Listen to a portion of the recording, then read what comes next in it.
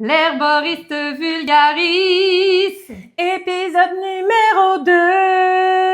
Bienvenue à ce deuxième épisode de l'herboriste vulgaris. Je m'appelle Lucie et voici Laetitia.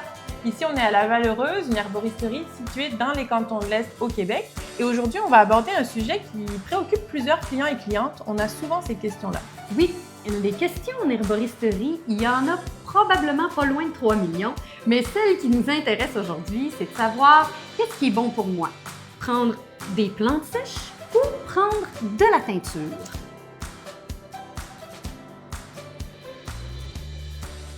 En fait, il n'y a pas vraiment de réponse unique à cette question. Ça dépend vraiment de l'action qu'on recherche, puis aussi tout simplement de notre mode de vie au quotidien. Ah oui, parce que moi, là, avec 3 enfants à starter pour l'école le matin, j'ai pas vraiment le temps de me faire une décoction de 45 minutes entre les sandwichs puis les brossages de dents. Non, puis c'est sûr qu'il vaut mieux prendre sa teinture à tous les jours que de vouloir absolument se lancer dans des décoctions, puis au bout de 2-3 jours, faute de temps, on abandonne ça. Oui. Ça serait un petit peu dommage. Ben oui, puis c'est tellement simple prendre les teintures, c'est quelques petites gouttes qu'on met dans un petit fond d'eau, hop, c'est réglé. Oui, puis dans les cas où on cherche un haut dosage pour une condition de santé particulière, c'est sûr que c'est beaucoup plus pertinent la teinture plutôt que de devoir se préparer une dizaine de tasses par jour de tisane. Ah ben, je m'imagine assez mal me faire 3 litres de tisane à prendre dans une journée, oui. Mais par contre, la tisane ou l'infusion chaude, elle va être très intéressante dans certains cas, comme par exemple si j'ai pris un repas très copieux, très gras. Ici, l'action de la plante s'ajoute aussi au mode de préparation qui lui-même a des bienfaits. OK, dans le sens où j'ai les propriétés médicinales de la plante, Mhm.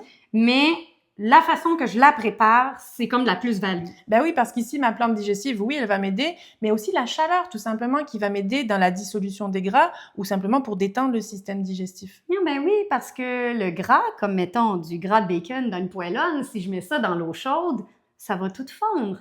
Avez-vous déjà essayé de laver une poêlonne de gras de bacon à l'eau frette?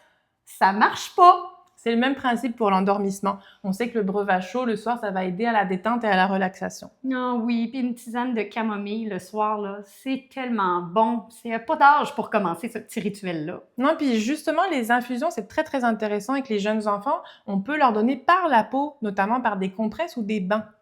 Des tisanes dans le bain. Ah ben c'est intéressant. Ben c'est intéressant. Mais je pense qu'il va falloir regarder ça pour un autre épisode. Bon, malheureusement. Alors, en résumé, si on récapitule, la teinture, c'est simple, c'est pratique, c'est efficace pour les hauts dosages en particulier.